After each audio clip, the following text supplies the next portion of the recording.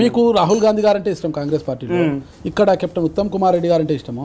ముఖ్యంగా అంటే ఆనాటి నాయకుడు, తెలంగాణ తొలిదశ ఉద్యమములో ముఖ్య భూమిక పోషించిన నాయకుడు అయిన ఇంద్రారెడ్డి గారంటే మీకు బాగా అభిమానం అంటారు. ఎందుకు, కారణం ఏంటి? నాకు తెలిసిన ఫస్ట్ నాయకుడు ఇంద్రారెడ్డి గారు నాకు. ఎందుకంటే మా షాద్నగర్ నేను 10th క్లాస్ అయి చదువుకునేటప్పుడు 10th క్లాస్ నాకు బాగా గుర్తు సార్. ఇది బాగా అడిగారు మీరు నన్ను. ఓకే. ఇంద్రారెడ్డి గారు అప్పుడు హోంమంత్రి మరి ఏదో మంత్రి మరి హోమ్ మినిస్టర్ అనుకుంటా. 10th class pre final exam జరుగుతుంది. షాద్నా నుంచి సదానగర్ అనే ఊరు వచ్చా 6 కిలోమీటర్స్. నేను మా ఊరు నుంచి షాద్నా నుంచి 6 కిలోమీటర్స్ వచ్చి ఎగ్జామ్ రాయాలి. 10th క్లాస్కి వచ్చా. ప్రీ ఫైనల్ ఎగ్జామ్ జరుగుతుంటే అప్పుడు ఎలక్షన్ మూమెంట్. ఇంద్రారెడ్డి గారి మేనలుడు ఇప్పుడు మంత్రి మహేందర్ రెడ్డి గారు అన్న పట్నం రాజేందర్ రెడ్డి గారిని సదానగర్ షాబాదు మధ్యన దారుణంగా చంపేయడం జరిగింది. నరికేశారు వాళ్ళది కక్షలతో. నేను 14 ఏళ్ళు వెళ్తుంటా. అరే అంతకుముందు 2 రోజుల ముందే రాజేంద్ర రెడ్డి గారిని నేను కలవడం జరిగింది. సర్దానార్ వస్తే ఆయన బాగా ఇంట్లుండి అమ్మ ఈనేంద్ర ఇట్లున్నాడు అబ్బా క్రేజ్గా చూసేది ఆయన. నేను పట్నం ఇంద్రారెడ్డి గారి మేనలుడు చచ్చిపోతే మేము ఎగ్జామ్ కంటే ముందు అర్లీ మార్నింగ్ సరిపోయింది. మాకు సదానగర్కి 2-3 కిలోమీటర్ల దూరంలో షాబాద్ దగ్గర సరిపి పరిగెత్తుకుంటా పిల్లలు అందరం కలిసిపోయాం. పోతే ఎన్టీఆర్ గారు వస్తున్నారా అని చెప్పారు ఆయన చూడటానికి. ఇంద్రారెడ్డి గారు వాళ్ళ మేనలుడు చచ్చిపోతే ఒక కొడుకు చచ్చిపోతే కూడా అట్లా అంతా ఎఫెక్షన్తో చిన్న పిల్లల్లాగా ఆయన ఏడ్చాడు సార్. అప్పుడు ఆయన హోంమంత్రి అసలు ఎట్లా ఏడుస్తున్నా అంటే నాకు అప్పుడు అమ్మ ఇంద్ర అయినా మేనల్డ్ అంటే ఒక హోదా మనకు తెలియదు కదా సార్. రాజకీయం అంటే ఏంది, నాయకులు ఎట్లుంటారో. రాజకీయం అంటే పెద్ద క్రేజ్ నాకు. ఒక మంత్రి అంటే ఏంది సార్ అసలు. ఇప్పుడు అంటే వీళ్ళందరి దగ్గర నుంచి చూసి అలవాటు అయిపోయింది కదా. అప్పుడు ఒక మంత్రిని చూడటం అంటే ఏంది మాకు ఇంద్రారెడ్డి గారు. అప్పటి నుంచి ఆయన మనసులో పడిపోయింది ఇంద్రన్న అంటే అని. తర్వాత నేను కేబీఆర్ పార్క్ వాకర్ని. కేబీఆర్ పార్క్లో నేను ఆయన కూడా వాకింగ్. అప్పట్లో ఆయన ఒక సుమో కారులో వెనకాల జై తెలంగాణ అని తెలంగాణ అని రాసుకొని ఆయన హెయిర్ స్టైల్ హీరోలాగా ఉండేవాడు. నన్ను చూడంగా ఏం హీరో ఏం సంగతి అనేవాడు. ప్రతిరోజు అన్నా నేను గుడ్ మార్నింగ్ అనేవాడిని. ఏం హీరో అనేవాడు. నన్ను బాగా ఆప్యాయంగా పలకరించేవారు. బాధాకరమైన విషయం ఏంటంటే ఆయన షాద్నగర్ మా ఊరు వెళ్ళి పెళ్ళికి వెళ్ళి వస్తూ షాద్నగర్ పాల్మాకుల దగ్గరే రోడ్డు ప్రమాదంలో చనిపోవడం జరిగింది నైట్ పూట. మా తెలిసిన మ్యారేజ్కి వెళ్ళి నరేంద్ర అని ఒక అబ్బాయి మ్యారేజ్కి వెళ్ళి నాకు బాగా తెలిసిన ఫస్ట్ రాజకీయ నాయకుడు అంటే పలకరించే రాజకీయ నాయకుడు చచ్చిపోవటం చాలా మిమ్మల్ని ఆప్యాయంగా ఏం హీరో అనేవాడు. ఎంత ఆనందం వస్తుంది సార్ ఆ హీరో.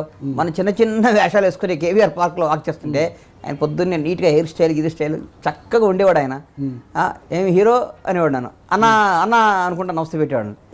2-3 రోజులు వాకింగ్ రాకపోతేనే ఎవరు ఏందమ్మా ఇంద్రారెడ్డి సాబ్ రాలేదు ఏమో వస్తే పలకరించేవాడు. రాజకీయ నాయకుడు అంటే క్రేజ్ కదా సార్ మాకు అప్పుడు. అట్లుండేది.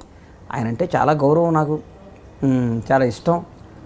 తర్వాత కూడా అట్లాగే మేడం సబితమ్మ కూడా వాళ్ళ ఫ్యామిలీని ఆయనకి కరెక్ట్గా ఇంద్రన్న ఆలోచనలో, ఇంద్రన్న కష్టాలు, ఇంద్రన్న చేసుకున్న బాధ్యతలన్నీ ఆవిడ భుజాన్ని వేసుకొని 10 ఏళ్ల పాటు ఆవిడ బ్రహ్మాండంగా మంత్రిగా తెలంగాణ ప్రజలకు చేశారు.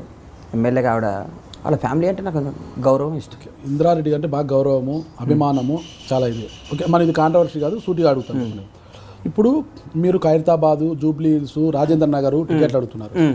అయితే ఇక్కడ కుటుంబానికి 2 టికెట్లు అన్నప్పుడు సబితా ఇంద్రమ్మ గారికి మహేశ్వరము, వాళ్ళ కుమారుడు కార్తీక్ రెడ్డికి రాజేంద్ర నగర్ అనుకుంటున్నారు. ఇప్పటికి చాలా సార్లు పేపర్లలో కూడా వేశారనమాట.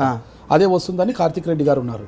అలాంటప్పుడు అధిష్టానం కూడా అంటే రాష్ట్ర పెద్దలు కూడా మిమ్మల్ని రాజేంద్ర నగర్ నుంచి దింపాలని అనుకుంటున్నారనేది మాకు కొద్దిగా ఇదిమిత్తంగా తెలిసిన విషయం. అలాంటప్పుడు మీరు అక్కడ కార్తీక్ రెడ్డికి పోటీ అయినప్పుడు ఆ కుటుంబం మీద మీకు అంత గౌరవం ఉంటే నేను చేయను సార్. ఆ కుటుంబం మీద పోటీ నేను చేయను.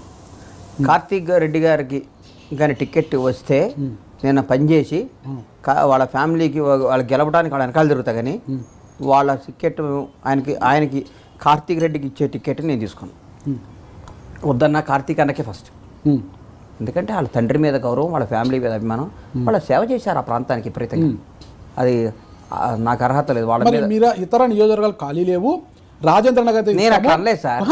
నేను అధిష్టానము ఇతర నియోజకవర్గాలు ఖాళీ లేవు, రాజేంద్ర నగర్ ఖాళీ ఉంది, కుటుంబానికి 2 టికెట్ అనుకోవడం లేదు, ఒకటే ఇస్తున్నాం కాబట్టి రాజేంద్ర నగర్ తీసుకోండి అంటే కుటుంబానికి 2 టికెట్లు అన్నప్పుడు 2వ టికెట్ వచ్చేది అక్కడే అనమాట, ఇక్కడ టౌన్ లో లేవు, ఇక్కడ సిటీలో లేవు, రాజేంద్ర నగరే వచ్చేది.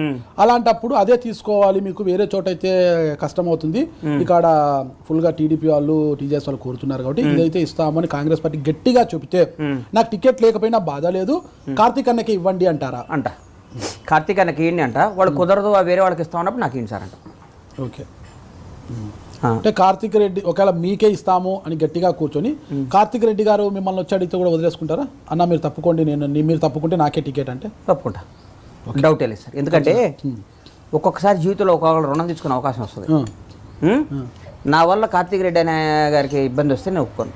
అంటే మీ లక్ష్యం కదా రాజకీయాలకు రావాలి, ప్రజలు చేస్తా, కానీ అట్లని నాకు ఇష్టమైన వాళ్ళని బాధ పెట్టి నేను తీసుకున్నాను, నాకు వద్దు.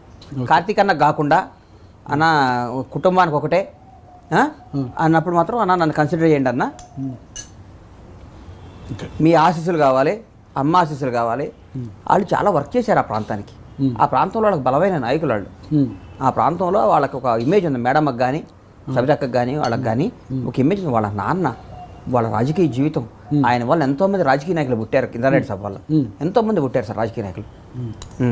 ఇవాళ చాలామంది పెద్ద పెద్ద మంత్రుల పదవిలో ఉన్నా, చాలా పెద్ద పెద్ద పెద్ద పొజిషన్లో ఉన్నా, ఇంద్రారెడ్డి గారు చాలా చాలామందికి రాజకీయ భవిష్యత్తు ఇచ్చారు.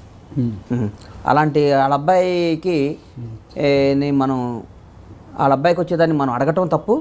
ఒకవేళ ఆ అబ్బాయిని కాదన్నప్పుడు మాత్రం నన్ను కన్సిడర్ చేయండి సార్ అంట. ఓకే, మరొక విషయం అంటే రాజేంద్ర నగర్ మీకు టికెట్ ఇస్తే మీ రాజకీయ భవిష్యత్తు ఇంద్రారెడ్డి కుటుంబం మీద ఆధారపడింది అనొచ్చా? వాళ్ళ ఆశీస్సుల మీద ఆధారపడింది. అది భవిష్యత్తు అంటే వాళ్ళ ఆశీస్సులు కావచ్చు, వాళ్ళ ఆశీస్సులు కావాలి, వాళ్ళ ఆశీస్సులు ఖచ్చితంగా. అంటే వాళ్ళ ఆశీస్సులు లేకపోతే మీ గెలుపు కష్టమని మీరు భావిస్తారా? ఎందుకు ఉండవు సార్ ఆశీస్సులు, ఎందుకు అట్లా అడుగుతారు? లేకపోతే అట్లా నేను కాంట్రవర్సీగా నువ్వు అడగకన్నా నీకు దండం పెడతాం, మళ్ళీ నువ్వు మళ్ళీ అప్పుడప్పుడు లేవు, నాగరాజు పాము పడిగిప్పిద్ది అప్పుడప్పుడు నీతో, మీకు పేరు ఎవరు పెట్టిరన్న నీకు పడిగిప్పి నా మీద కాటేస్తావేందన్న నువ్వు.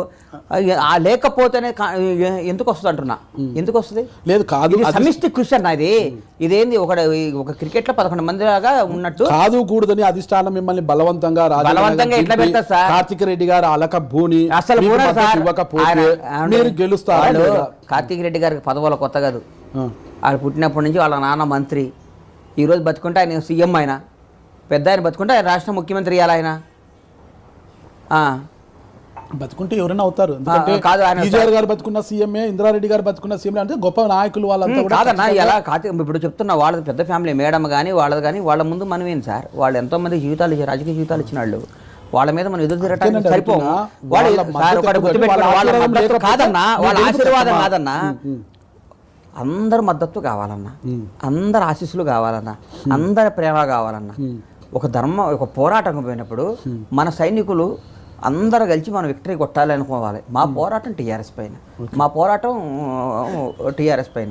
మేము గెలవాల్సింది కాంగ్రెస్ పార్టీ, తీసుకున్నాను, కాంగ్రెస్ పార్టీ గెలవాలి మనకి, అంతేగాని దీని మీద కాంట్రవర్సీలు అలకబోటాలు ఉండవని.